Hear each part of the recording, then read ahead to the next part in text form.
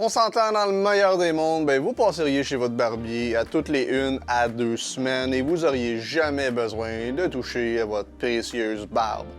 Par contre, on a rarement le temps, puis la majorité des visites se font souvent plutôt aux 3 à 6 semaines, soit il est normal d'avoir besoin de quelques retouches en cours de route. Si vous voulez savoir comment entretenir votre barbe entre vos visites chez le barbier sans scraper le précieux travail de celui-ci, ben restez là, on vous explique comment faire après ceci.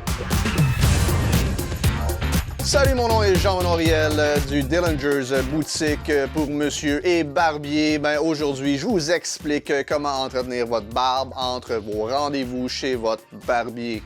Numéro 1, les lignes, c'est sacré.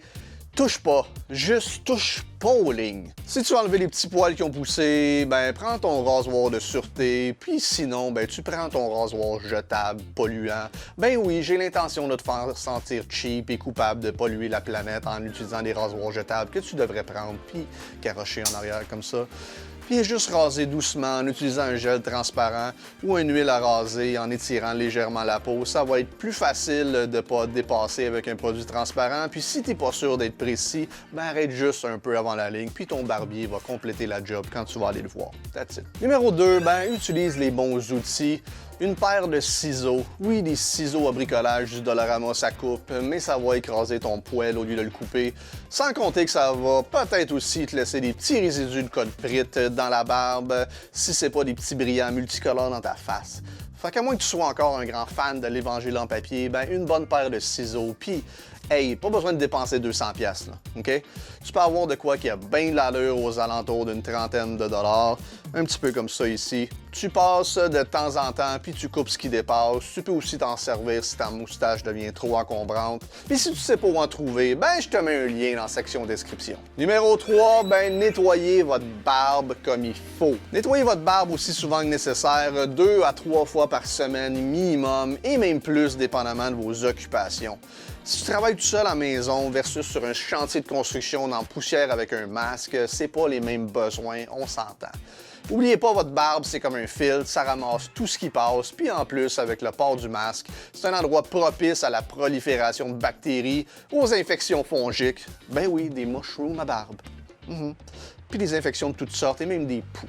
Fait que si l'hygiène de votre barbe est super importante, l'hygiène de votre barbier l'est encore plus. C'est malheureusement souvent là que les problèmes sont transmis, fait qu'assurez-vous que votre barbier utilise des lames neuves et que ses outils soient bien désinfectés et aseptisés entre chaque client. Pourquoi est-ce que vous devriez vérifier? Bien parce qu'au Québec, il n'y a aucune vérification ou inspection faite par quelque agence que ce soit. Rien, niet, fuck all. Fait que si votre hygiène est importante afin de ne pas amener des bestioles à votre barbier, la sienne l'est encore plus si vous ne voulez pas que ce soit lui qui vous passe celle d'un autre. Donc gardez l'œil ouvert et informez-vous des protocoles de désinfection chez votre barbier si vous voulez avoir une barbe propre et en santé. Utilisez un savon doux aussi souvent que nécessaire, brossez votre barbe fréquemment pour déloger tous les débris qui pourraient s'être poignés dedans. Il existe même des nettoyants sans rinçage que vous pouvez apporter avec vous, donc pas d'excuses. Si vous avez apprécié ces brides d'informations, ben je vous demande d'appuyer sur le bouton like et souscrire. Ça nous aide grandement à faire voir nos vidéos par le plus de poilus possible. Et n'oubliez pas, si vous avez des questions, des suggestions, ben faites-le dans la section commentaires. Ça nous fait toujours plaisir de vous lire et d'y répondre. C'était Jean-Honoriel du Dillinger's Boutique et Barbier qui vous dit cheers.